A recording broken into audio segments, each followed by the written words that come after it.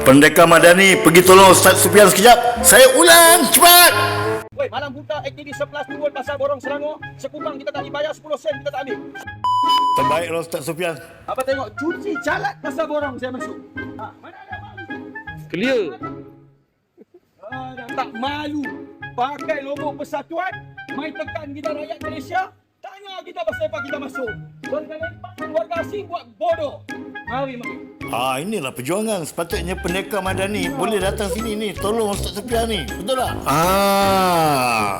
Bila tengok kes Ustaz Sufian ni berjuang soal diri, inilah masanya PMF menghantar pendekar Madani membela tanah air kita ni di Pasar Borong Sayang tu, dikuasai oleh buruh-buruh warga asing menega. Kenapa tak perjuangkan nasib rakyat kita di sana? Jadi saya mencadangkan agar pendekar-pendekar Madani turun membantu Ustaz Sufian sana. Barulah terbaik, betul tak? Sekejap wartawan press conference ya.